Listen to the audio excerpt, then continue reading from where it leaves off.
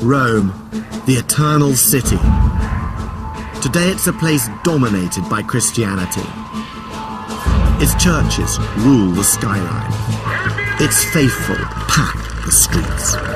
Every year, thousands upon thousands of pilgrims from across the world flock here to worship in the place that is truly the beating heart of the Catholic faith. For many, Rome's status as a holy city begins with Christianity. But in fact, its origin as a sacred site owes everything to its pre-Christian past.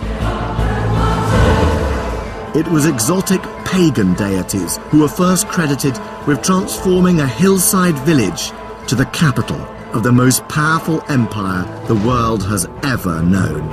These were the gods of thunder, love, war and wisdom, who dominated the city for 1,000 years and held its fortune in their hands.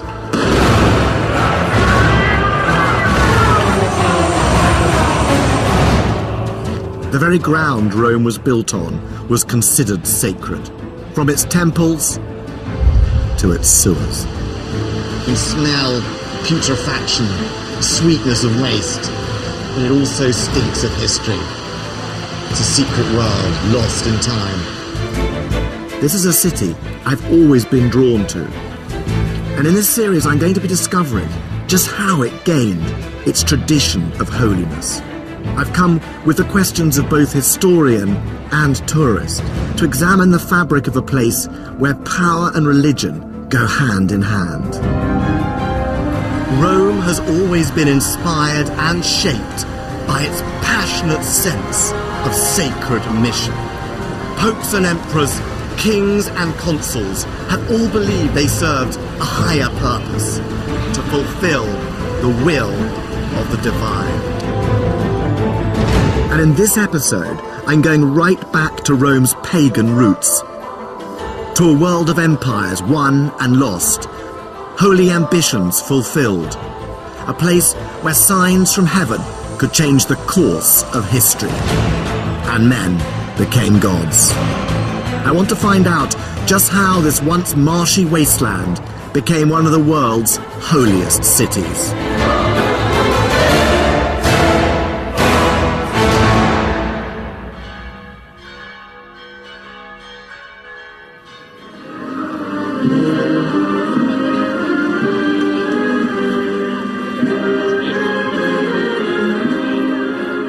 Every July, Rome celebrates one of its favourite festivals. It's a Catholic celebration in which a statue of the Virgin Mary gets a tour of Rome along the River Tiber. And she's off.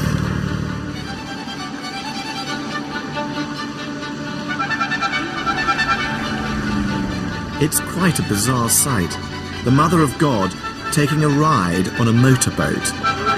But it does sum up Rome today. Here, religious pageantry is the city's daily theatre, on the streets and on the water. Christianity rules the holy city, but everywhere you look, paganism lurks just beneath the surface.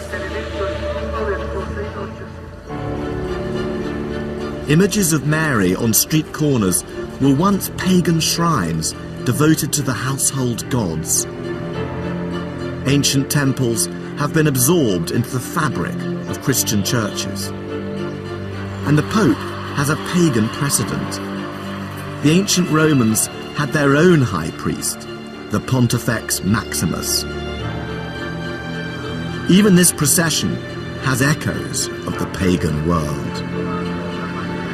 In 205 BC, there are stories of the Magna Mater, a foreign goddess being brought into Rome by boat right up this river, just like this, except it wouldn't have been motorboats, it would have been wooden boats. It wouldn't have been balloons, it would have been incense lamps. But the modern Christian Rome of today, in many ways, is not so far removed from the ancient pagan Rome of gods and emperors.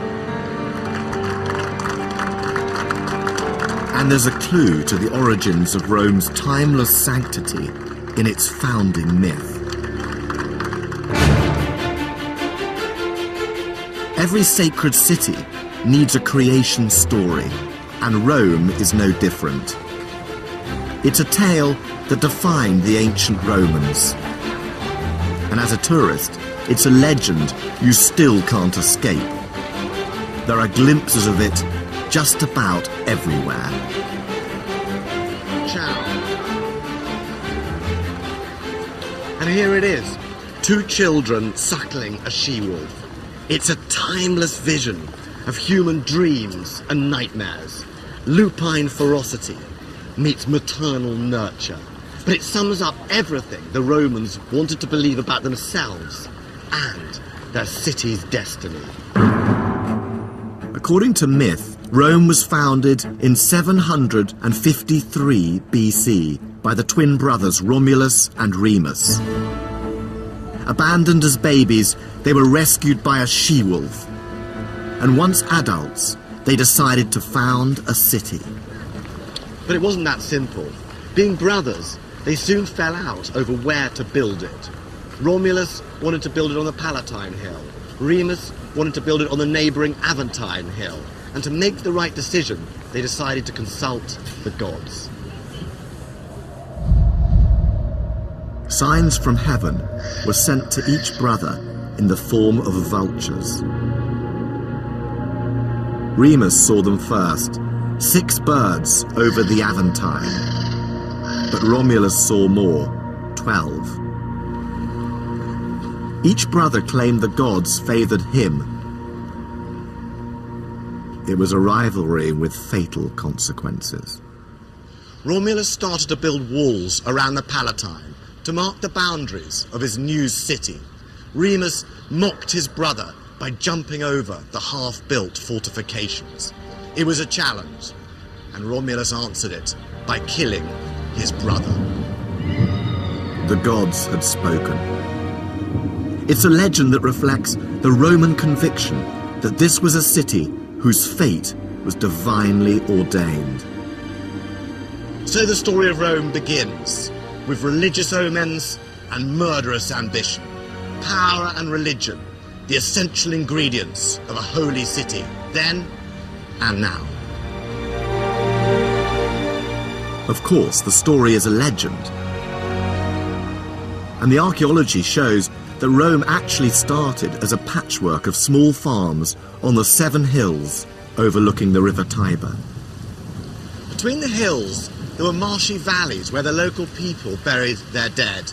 And sometime in the 8th century BC, 2 villages that stood on the hills, the Palatine and the Quirinal, merged into one settlement. But there is one element in the Romulus and Remus story that does seem to have a basis in historical fact. And that is, right from the beginning, Rome was surrounded by a boundary that was of enormous importance. It marked Rome out as a sacred city. This boundary was known as the Pomerium, and Romans thought it originally followed the line ploughed by Romulus around the city. But it wasn't just about marking out territory. Much more significantly, the Romans believed the land within it enjoyed divine protection. This gateway, known as the Arch of Dolabella, was built on the line of the Pomerium. And to keep the gods happy, there were strict rules dictating behaviour within Rome's sacred confines. So, on this side of the arch, I'm outside the city, where the Romans believed you could bury your dead or make war. But as I walk through the archway, I enter Rome. Rome begins here, and everything is sacred. So if I was a soldier, for example, I would have to leave my arms outside the gate. Generals could not build military camps here. The Romans believed that to break these rules was sacrilege.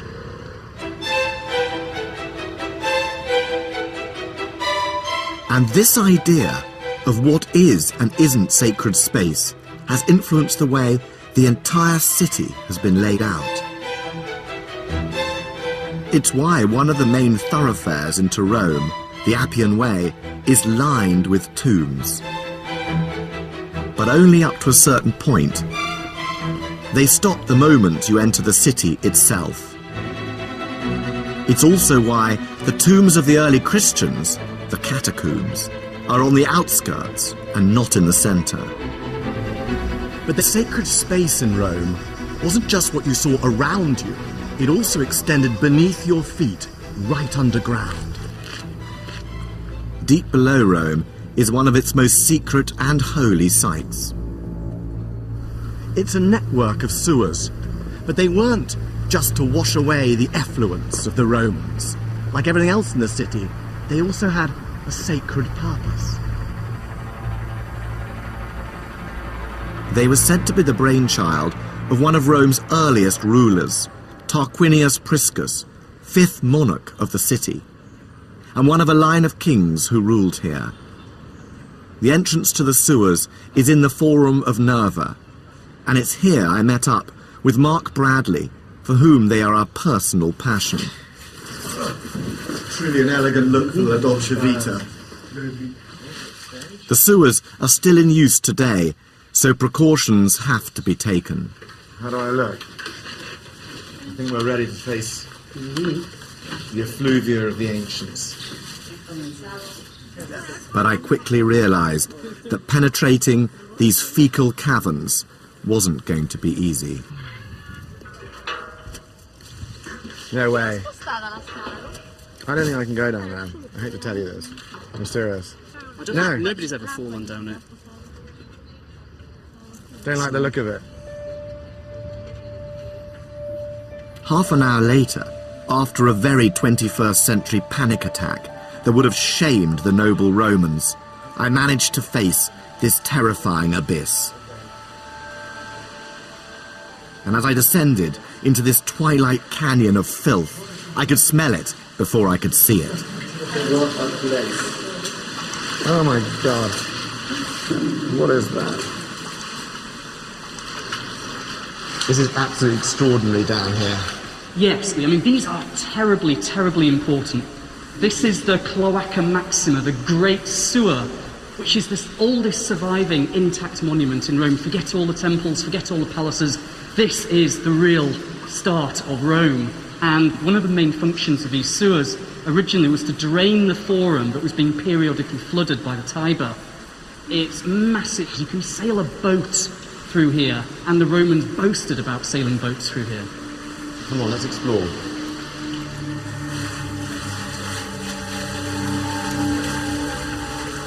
This extraordinary sanitation system was built right back in the 6th century BC, and its tunnels stretch for miles and miles.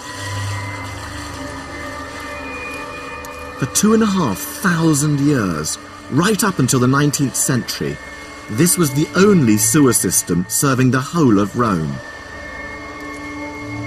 And the ancient Romans believed it purified the city, both practically and symbolically. So, Mark, why are these sewers sacred? Well, these sewers are sacred in part because they flush waste out of the city, they cleanse the city, they make the city pure. And there are shrines marking particular points and junctions in the sewer. There's a very long-standing tradition in the history of Rome where unwanted elements of society, so criminals, deposed tyrants, even Christian martyrs, would be cast down here symbolically to be flushed out of the city. Which emperors were actually tossed down here? The one emperor who is very famous for this is the Emperor Elagabalus in the early 3rd century AD, who was a depraved young emperor who made a complete mess of Rome. He was eventually assassinated. His body was dragged really foully through the sewers and evacuated outside the city. That's all that's left of one of the last people to be here. The Romans believed this purging of the city was key to its very survival. If Rome was pure, the gods would be happy, and the city's fortunes would be secure. I actually didn't think I'd be able to get down here, but I'm so pleased I did. I love it. The stones themselves speak, perhaps I should say stink, of history. however disgusting it is down here, and it really is disgusting. The walls, the liquid, the stink is appalling. It's sweet and it's horror. And yet I have to tell you, there is a real grandeur down here, and it is the sacred grandeur of ancient Rome.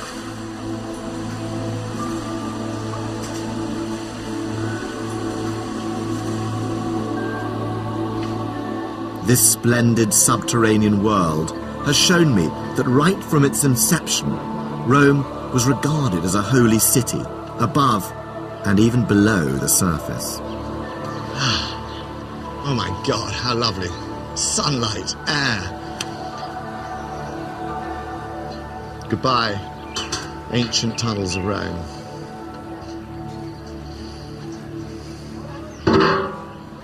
The sewers are one of Rome's best-kept secrets. But they have an unexpected link to one of the city's most popular tourist destinations that might not please the thousands of people who come here. The famous Bocca della Verità, the mouth of truth, has been linked since the Middle Ages to a tradition that if an unfaithful lover put his or her hand in the mouth, it would be bitten off. In Roman times, it wasn't a good idea to put your hand in that hole, whether you were faithful or not. This is, in fact, a monumental sewer cover, decorated with the face of Oceanus, god of the oceans. The risk was not so much from infidelity as from infection.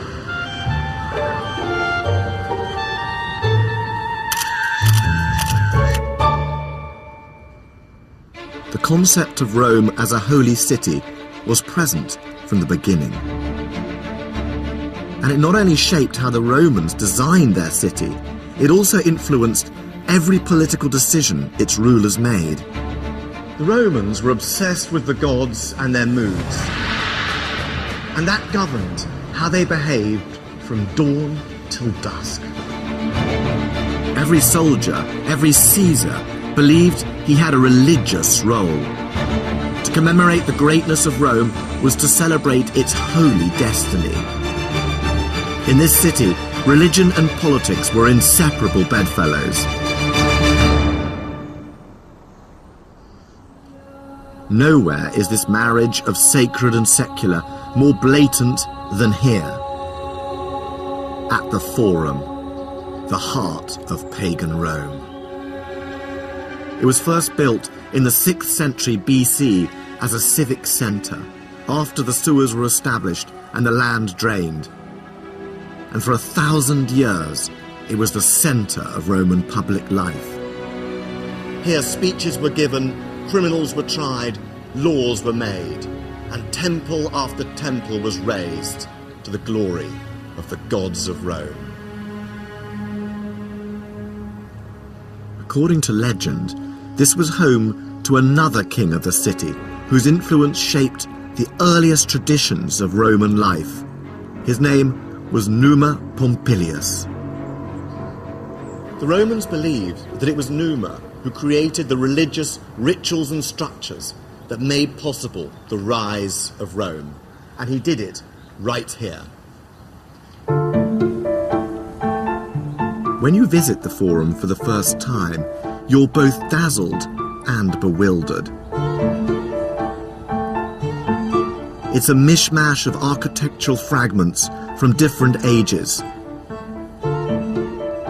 There are traces of temples built and rebuilt, layer upon layer of Roman history. Much of what stands here today belongs to the time of the emperors, the last leaders to make their mark.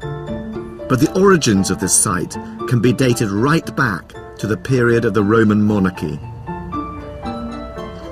King Numa was said to have established 4 colleges of priests with very clear responsibilities that were not just religious, they were also political. And without their say-so, the entire routine of Roman politics would grind to a halt. All buildings in the Forum, public or private, were dedicated to the gods.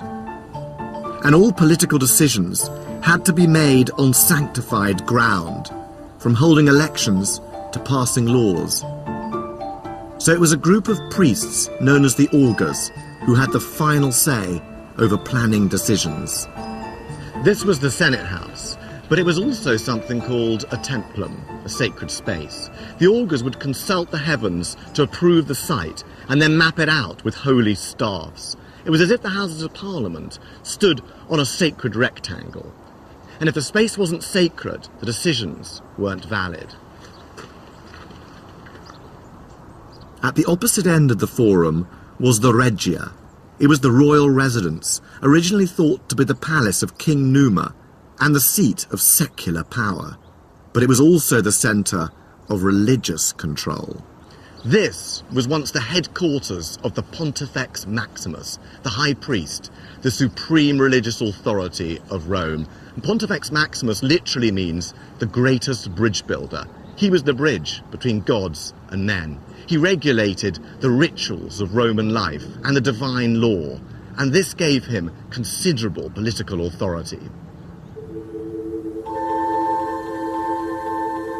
But he was also master of the Vestal Virgins, and right next door to his headquarters was their house and temple. The Virgins were priestesses of Vesta, the goddess of the hearth and home, who had a special link to the fortunes of the entire city. The Vestal Virgins were chosen at the age of 6 for their moral and physical perfection.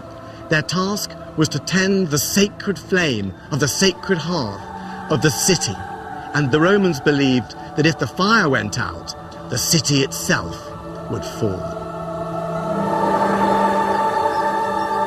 The whole forum was a place where religious practice ensured Rome's political decisions had divine backing.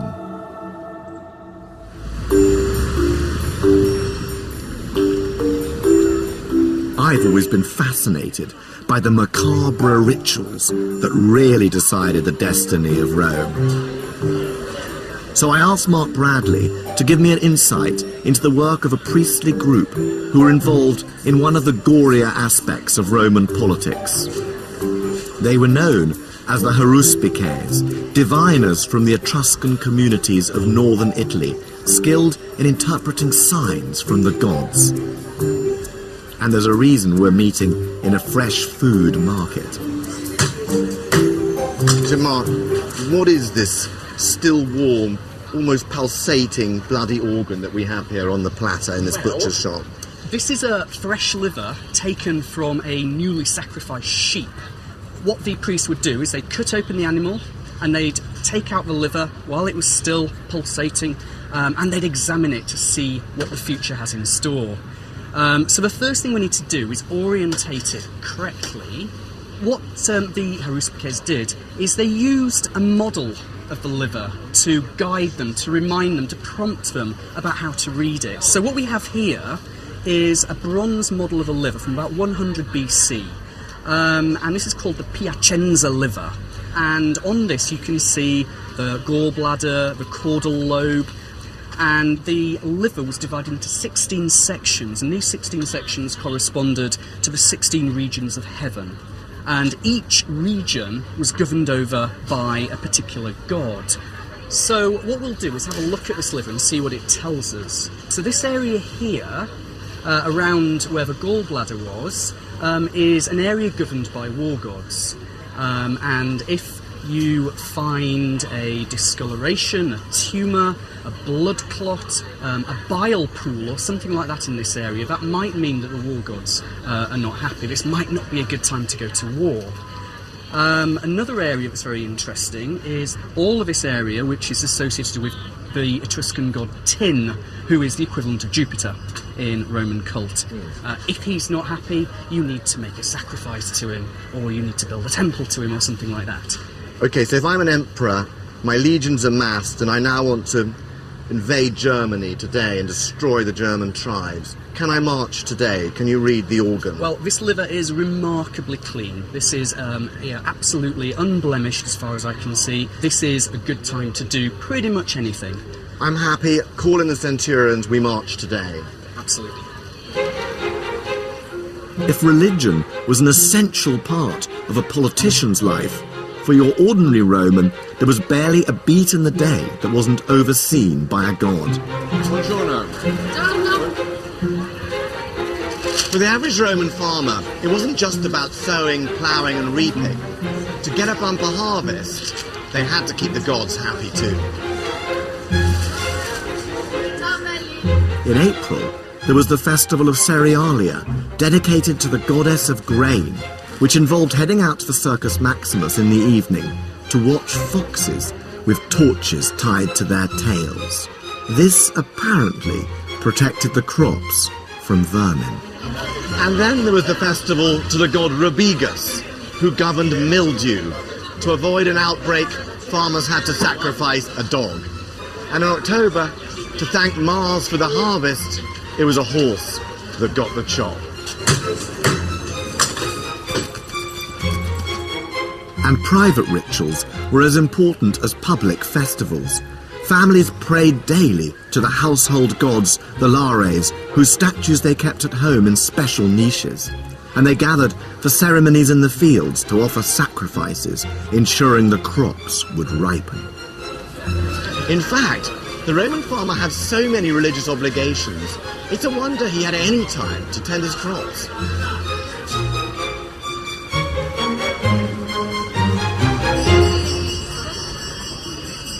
The religious structures and practices said to have been established by King Numa largely formed the basis of Roman religion for the entire first millennium of Rome.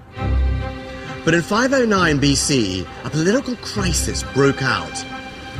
A group of aristocrats rebelled against the king, Tarquin the Proud. They overthrew him and established a new political system. Rome would no longer be ruled by one man, but by the Senate, an assembly of its leading citizens. The Roman Republic was born. But whatever ideas drove the change, religion remained at the heart of the new regime. Indeed, the more successful Rome became, the more sacred the city.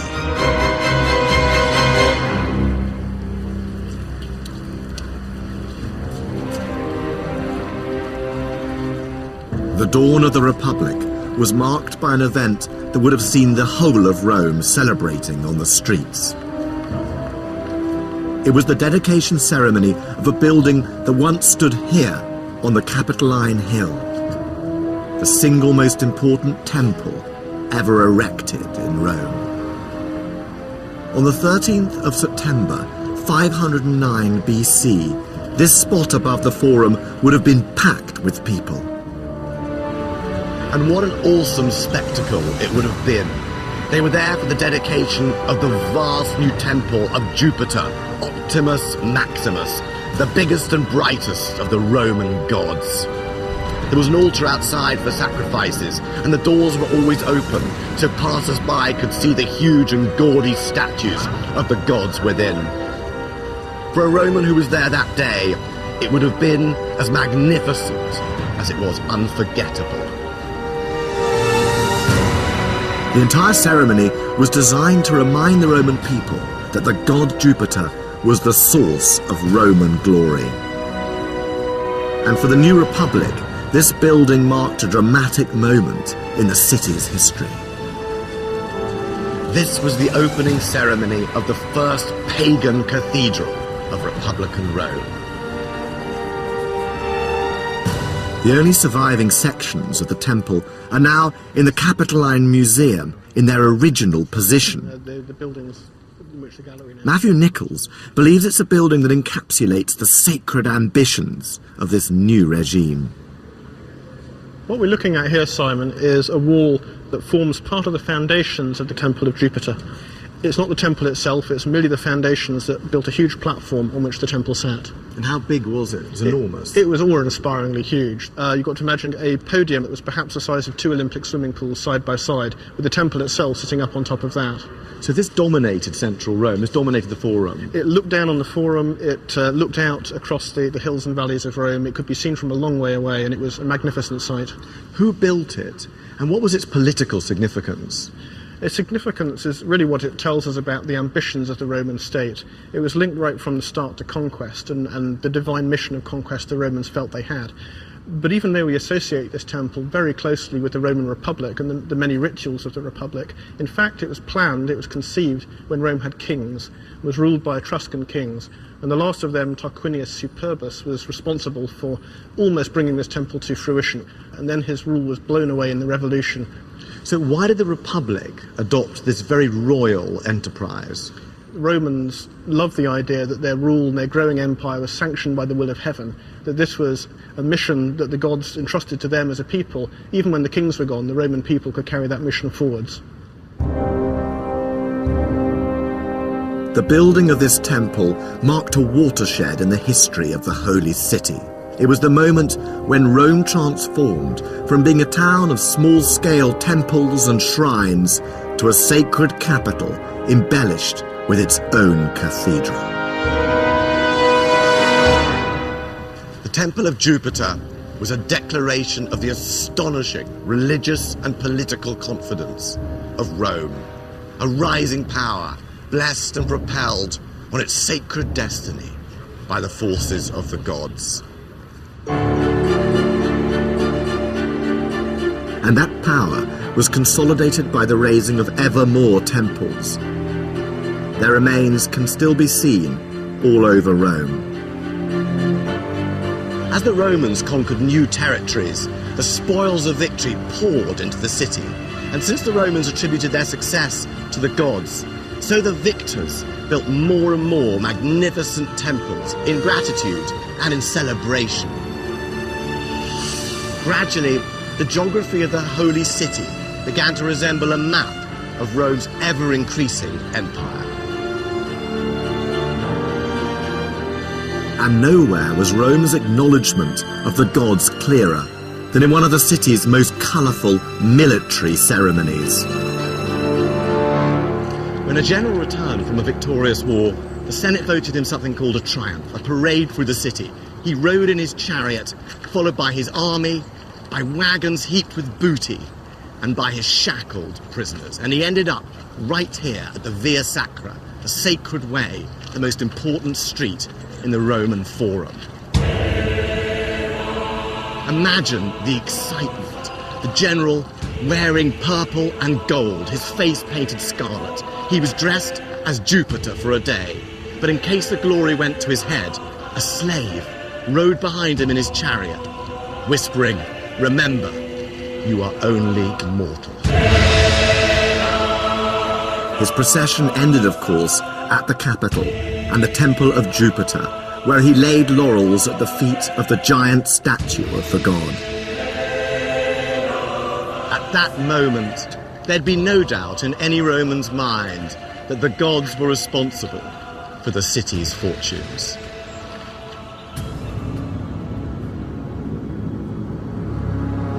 But the success of the Republic came at a price. It was the purity of Rome's religion that suffered. The city's expansion into a vast empire led to an influx of foreigners from Greece to Egypt, and with them came their gods. Rome's senators could have suppressed these new divinities and stayed faithful to their own, but they took a more pragmatic approach. Foreign gods like Isis and Serapis were absorbed into the state religion, and in the 3rd century BC, one was even imported to try and avert disaster.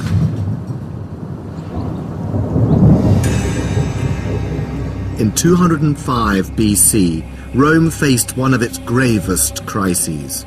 For almost a century, the city was engaged in a power struggle for control of the Mediterranean. Its enemy was Carthage, led by the brilliant commander Hannibal. And it was a threat that led to the introduction of one of the most flamboyant and exotic new goddesses to the city, just in the nick of time. Rome's very existence was in peril. Strange portents and mysterious hailstone storms threatened danger, and in their panic, the Romans decided to consult the Sibylline books, sacred texts kept in the great temple of Jupiter. Their advice was clear. In order to avoid defeat by Hannibal and the Carthaginians, the Romans must import a foreign goddess from Asia Minor. Her name was Magna Mater, the Great Mother, and her arrival in the city and her acceptance as one of its official gods, that alone would help save Rome.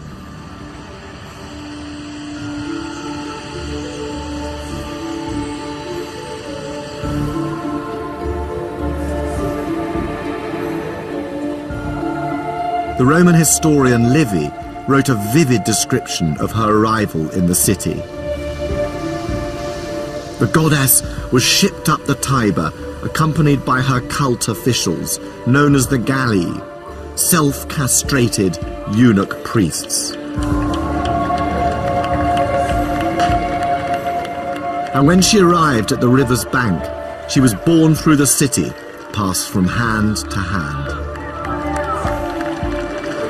The whole of Rome came out to meet her. Incense burners lined the streets, and all the Romans prayed that she would enter the city willingly.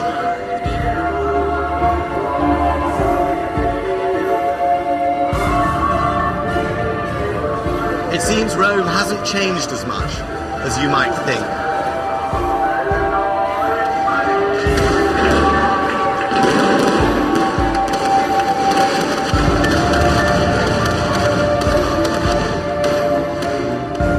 Shortly after her arrival, Magna Mater was given a home at the very centre of the city, a temple on the Palatine Hill, and her rituals were incorporated into the official calendar. 3 years later, Hannibal was defeated. The story of Magna Mater shows how far Rome had come. It had transformed from sacred village to a holy city, dedicated to a multinational pantheon of deities.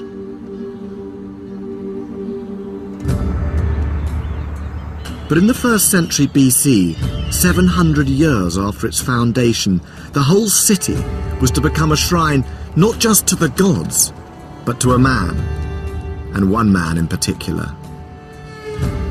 It was an innovation that had its roots in the rule of one of Rome's most outstanding leaders, Julius Caesar.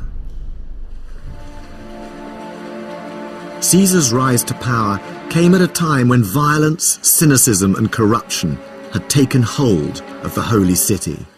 As the empire grew, the struggle for control became more and more vicious, and religion was ripe for exploitation. Portents from heaven were interpreted to justify decisions. Omens and oracles were invented for political advantage. And in this world, one man stood out. Caesar was so exceptional, the Roman state was almost too small for him. Nicknamed by his own soldiers, the balding adulterer, he was a gambler, a risk-taker, and he was an arch-manipulator of religion for his own political ends. He even claimed to be descended from the goddess Venus herself. But his success provoked the jealousy and suspicion of the other nobles, with deadly consequences.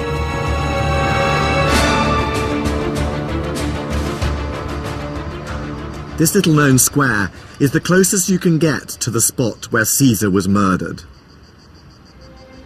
In the 1st century BC, these ruins were temples. And on the Ides of March 44 BC, Caesar was passing here when he was stabbed by a group of conspirators. At first, he fought back, but when he saw among the assassins was Brutus, his mistress's son whom he adored, he gave up. His murder was meant to save the Republic, but in fact, it just accelerated the end of the dream. With Caesar's successors, Rome would no longer be ruled by the Senate as a republic, but by a single ruler as an autocracy. And with this new political order came an innovation in Roman religion, which would once again have a huge physical impact on the holy city and on the daily lives of the ordinary people who lived here. The emperor wouldn't just be the most powerful political leader in the Western world. He was about to become the son of a god.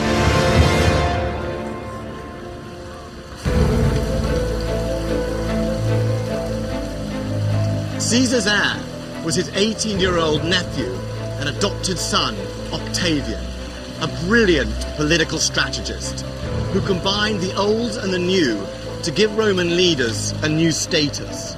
They were no longer just generals and priests. They could also be gods. After Caesar's death, Rome was thrown into chaos, and a fight for power ripped the city apart.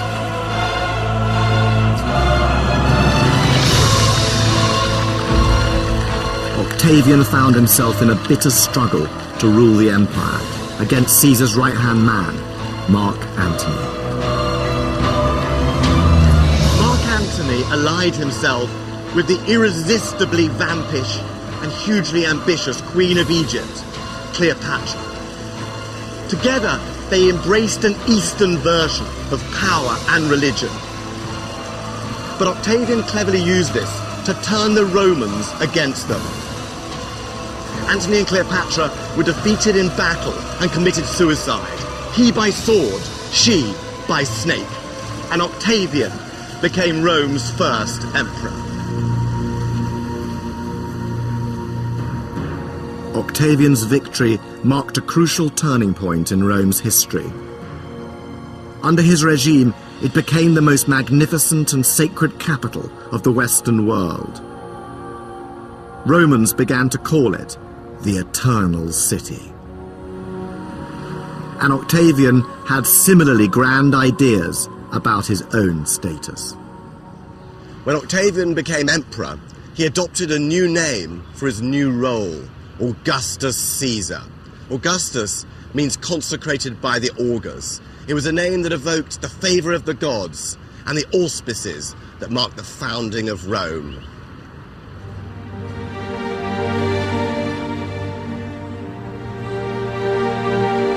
The name Caesar also linked Augustus to his murdered uncle, Julius. And very early on, he had a temple built here in the Forum, in his uncle's honour. It doesn't look like much now, but this once dominated the entire south side of the Forum.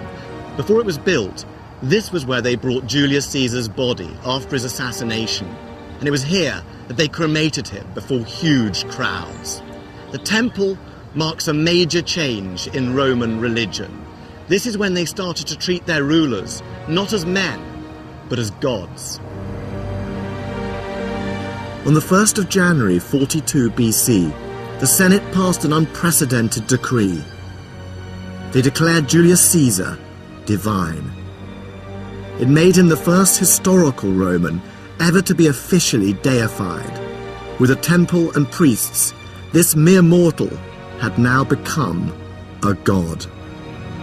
And if Julius Caesar was a god, then his adopted son Augustus had a new title, Divi Filius, son of a god.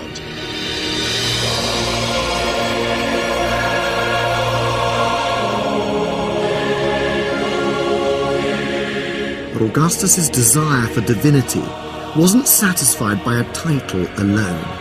He spent the next 4 decades taking steps which gradually tied Roman religion not just to the city of Rome, but to a single person, the emperor. And he did it through a vigorous program of rebuilding and religious renewal. He reinstated ancient religious festivals, rebuilt crumbling temples, filled vacant priesthoods. He claimed he was restoring Rome's ancient past to please the gods. What he was really doing was making Rome his own. Augustus subtly co-opted new powers, taking on the mantle of all the major priesthoods in Rome, culminating in 12 BC when he declared himself Pontifex Maximus. 5 years later, he divided the city into new districts. And on every street corner, he built a shrine. In his meticulous way, he was altering the whole focus of Roman worship. Very few traces of these ancient shrines remain, but there's one in the Vatican Museum.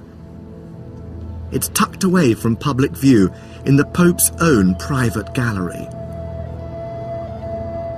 And its carvings show just how the shrewd Augustus was shifting the object of Roman worship from the gods to himself and his own family. Questo è un altare dove probabilmente venivano fatti i sacrifici a una divinità. Questo è un altare molto importante perché nella sua non grandi dimensioni ha 4 scene di tipo propagandistico riguardo ovviamente Augusto e la sua genealogia. So what are the images on it? Questa è una scena di sacrificio dove Augusto è nella veste di sacerdote sacrificale. Il sacrificio era importante in antica Roma perché era ciò che connetteva l'uomo alla divinità. Per cui in questo caso Augusto è il tramite tra il popolo romano e le divinità. And Augustus's family connection to the gods is even more explicit in another scene. Questa immagine in particolar modo rappresenta Cesare. Questo altare in particolare ci ricorda che Cesare è diventato una divinità, eccolo qui che con il suo carro sulla sua quadriga vola verso il cielo. Il cielo qui è rappresentato da questo personaggio con la veste sopra la testa, tonda. What did Augustus want the people who saw this shrine to believe? Questo è un monumento che riesce in qualche modo a focalizzare l'attenzione di chi lo guarda nei confronti di Augusto e della sua famiglia. Augusto, più di altri, meglio di altri, ha usato la religione per spiegare, diciamo così, al popolo il suo potere. E questo passaggio dallo stato terreno allo stato divino. Questo serve perché la gente, il popolo comune, dia ad Augusto una sorta di velata divinità. By putting images of his deified ancestors on shrines all over Rome and encouraging sacrifices to them, Augustus was making a bold statement. Augustus was inviting all ordinary Romans to take part in the creation of a new imperial mythology. The city of Rome was being indelibly stamped with the divine claims of one family, one ruler. And Augustus set the tone for the emperors who came after him. During his life, he was the sole religious authority in Rome. And on his death, by vote of the Senate, he too was declared a god.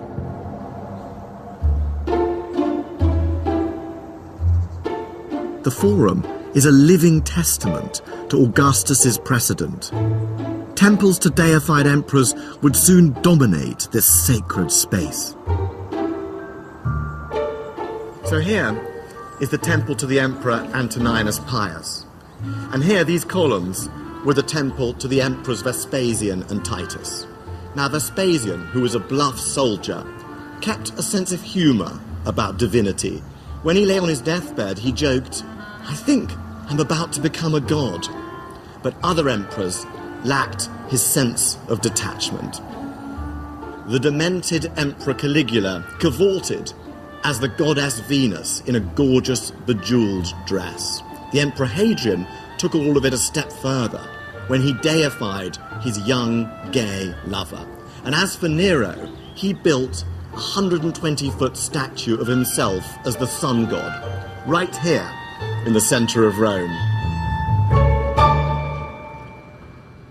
But it was the imperial cult and its demands that provoked a minor challenge to Roman religion with world-shattering consequences.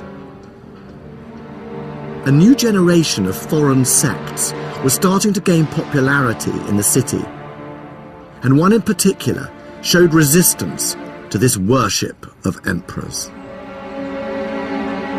That cult was, of course, Christianity.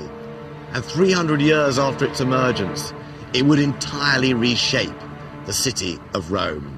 The pagan temples would be converted into churches, leaving the Roman gods to crumble into dust. But when it first arrived in Rome in the 1st century AD, Christianity looked less like a force to be feared and more like a sect of cranks with peculiar and preposterous beliefs worthy of mockery.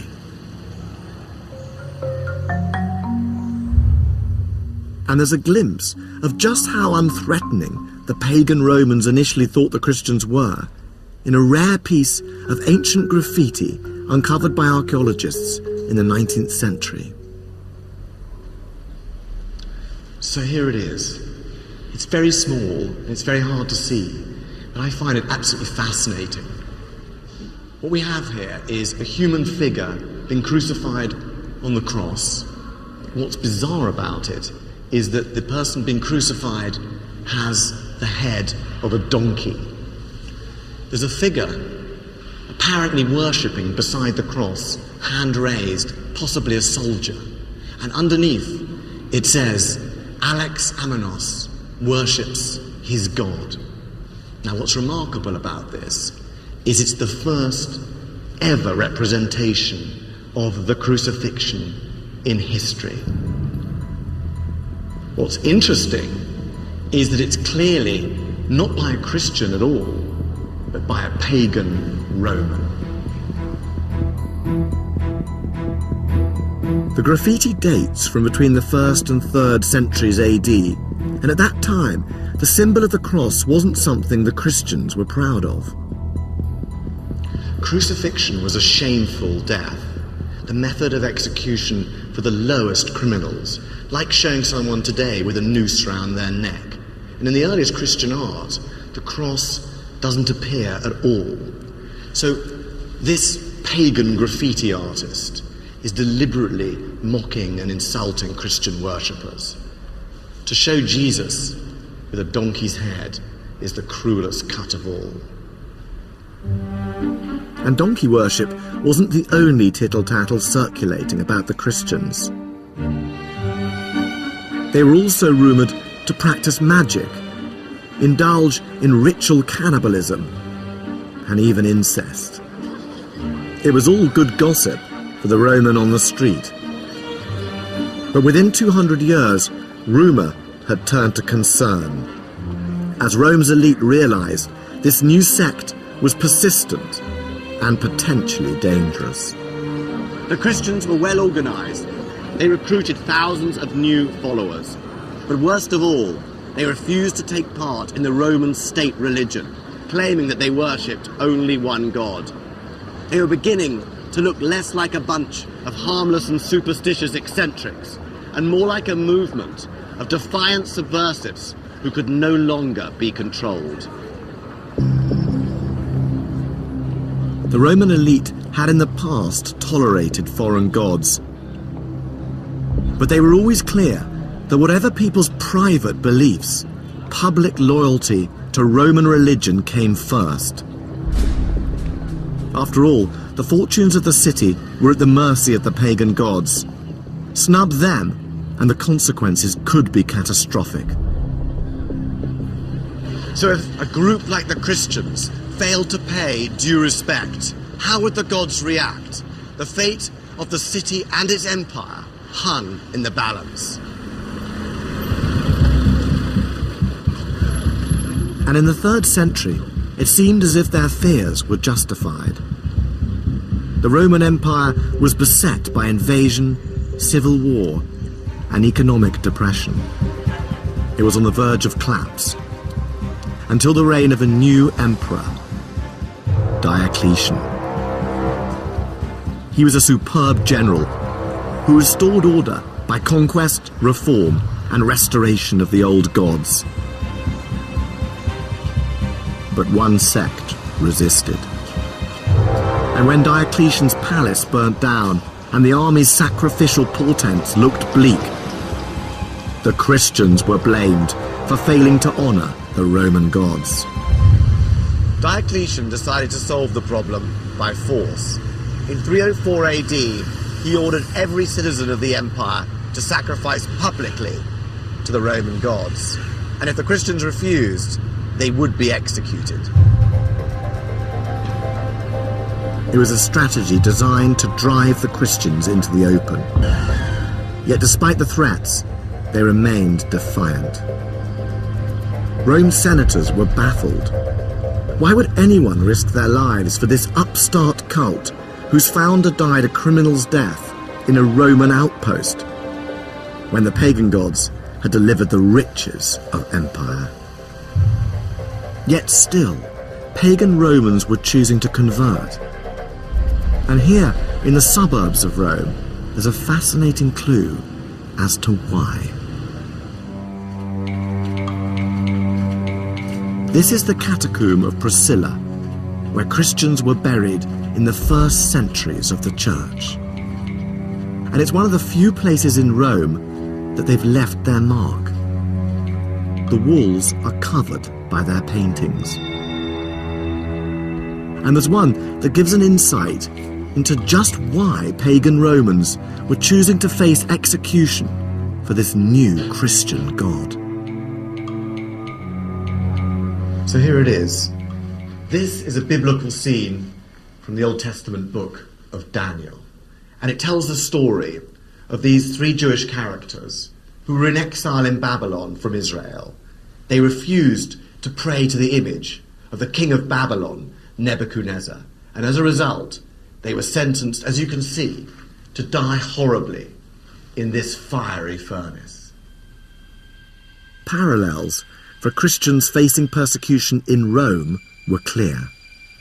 But there's a twist to the biblical story which gives this image another dimension.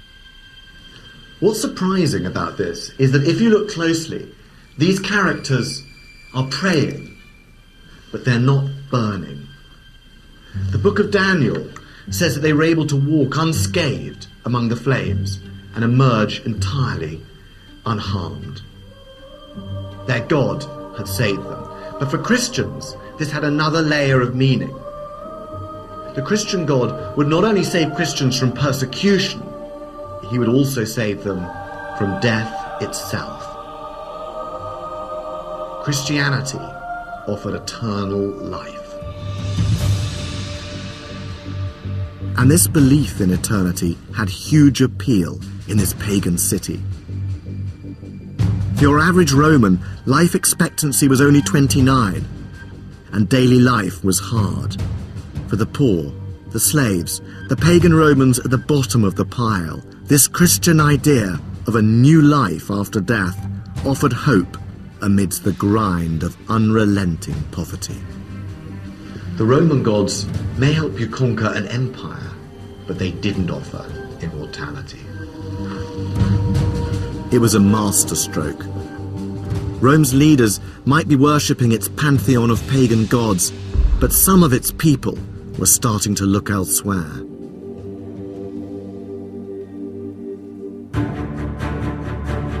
Ancient Rome has always been a symbol of secular power. But you can't understand the might of this city without also grasping the sacred beliefs of the Romans themselves. Right through its history, Rome's greatness was inextricably linked to its sacred mission. For its first 1,000 years, Rome's palaces and temples expressed one thing. This was a holy city, blessed by the gods to rule the world. But all that was to change. A new god was about to take Rome.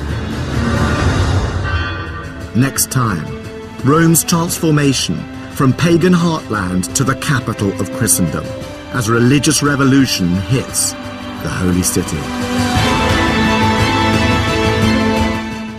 Waldemar Januszczak brings the dark ages out into the light here on BBC HD. His brand new series continues at 7:30 tomorrow. Next tonight, though, stay with us for an epic journey around our frozen planet.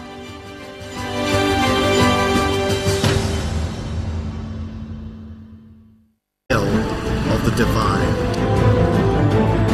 And in this episode, I'm going right back to Rome's pagan roots, to a world of empires won and lost, holy ambitions fulfilled, a place where signs from heaven could change the course of history, and men became gods.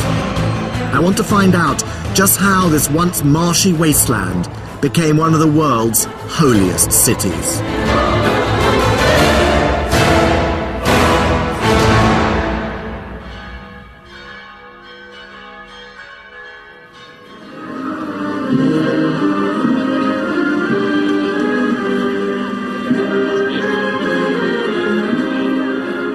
Every July, Rome celebrates one of its favourite festivals. It's a Catholic celebration in which a statue of the Virgin Mary gets a tour of Rome along the River Tiber. And she's off.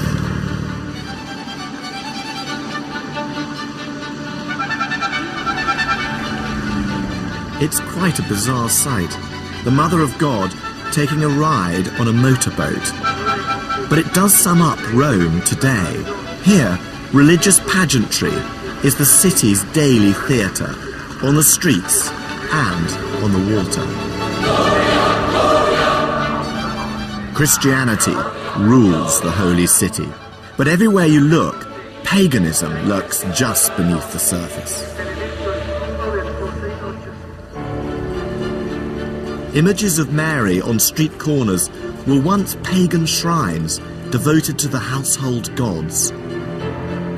Ancient temples have been absorbed into the fabric of Christian churches. And the Pope has a pagan precedent. The ancient Romans had their own high priest, the Pontifex Maximus.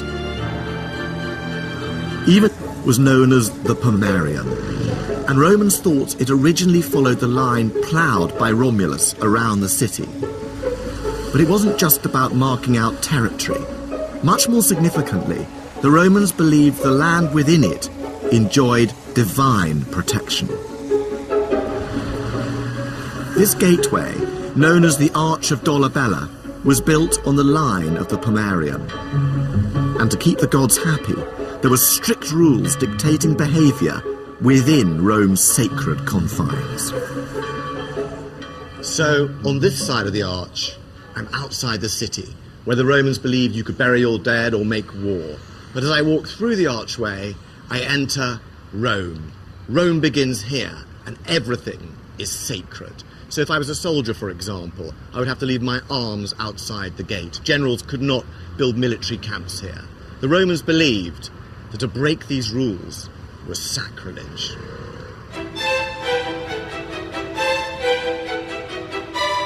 And this idea of what is and isn't sacred space has influenced the way the entire city has been laid out.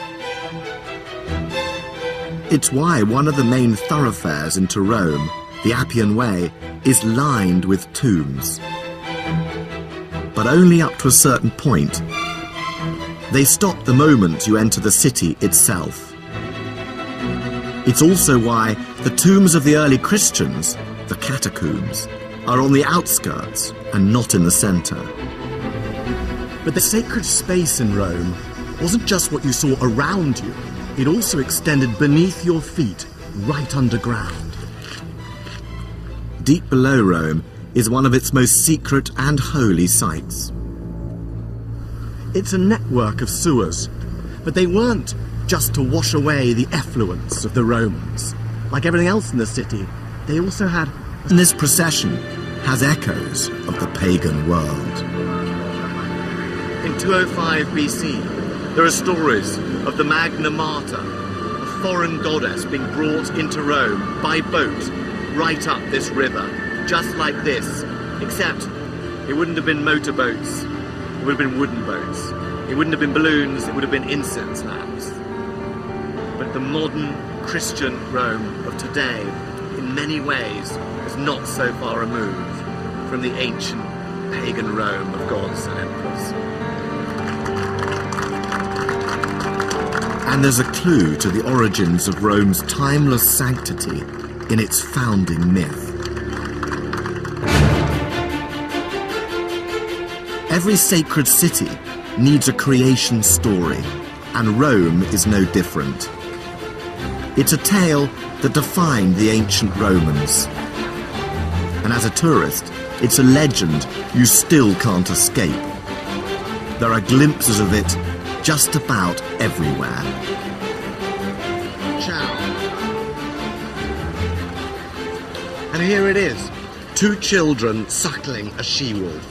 It's a timeless vision of human dreams and nightmares. Lupine ferocity meets maternal nurture. But it sums up everything the Romans wanted to believe about themselves and their city's destiny. According to myth, Rome was founded in 753 BC by the twin brothers Romulus and Remus. Abandoned as babies, they were rescued by a she-wolf. And once adults, they decided to found a city. But it wasn't that simple. Being brothers, they soon fell out over where to build it. Romulus wanted to build it on the Palatine Hill. Remus wanted to build it on the neighbouring Aventine Hill. And to make the right decision, they decided to consult the gods. Signs from heaven were sent to each brother in the form of vultures. Remus saw them first, 6 birds over the Aventine. But Romulus saw more, 12. Each brother claimed the gods favoured him. It was a rivalry with fatal consequences. Romulus started to build walls around the Palatine to mark the boundaries of his new city. Remus mocked his brother by jumping over the half-built fortifications. It was a challenge, and Romulus answered it by killing his brother. The gods had spoken. It's a legend that reflects the Roman conviction that this was a city whose fate was divinely ordained. So the story of Rome begins, with religious omens and murderous ambition. Power and religion, the essential ingredients of a holy city, then and now. Of course, the story is a legend. And the archaeology shows that Rome actually started as a patchwork of small farms on the 7 hills overlooking the river Tiber. Between the hills, there were marshy valleys where the local people buried their dead. And sometime in the 8th century BC, 2 villages that stood on the hills, the Palatine and the Quirinal, merged into one settlement. But there is one element in the Romulus and Remus story that does seem to have a basis in historical fact. And that is, right from the beginning, Rome was surrounded by a boundary that was of enormous importance. It marked Rome out as a sacred city. This boundary,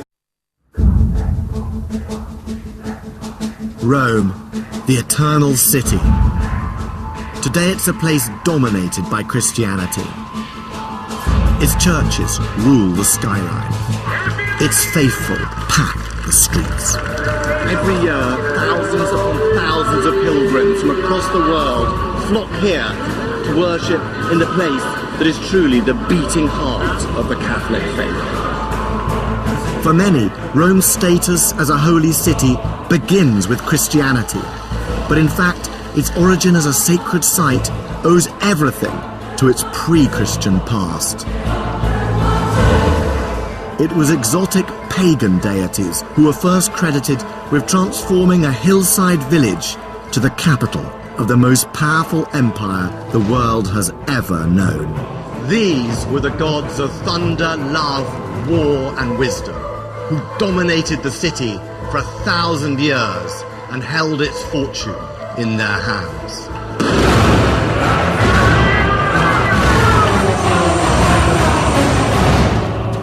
The very ground Rome was built on was considered sacred, from its temples to its sewers.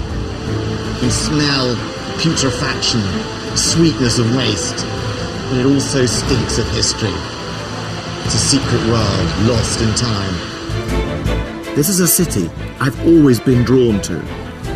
And in this series I'm going to be discovering just how it gained its tradition of holiness. I've come with the questions of both historian and tourist to examine the fabric of a place where power and religion go hand in hand. Rome has always been inspired and shaped by its passionate sense of sacred mission. Popes and emperors, kings and consuls have all believed they served a higher purpose, to fulfill the will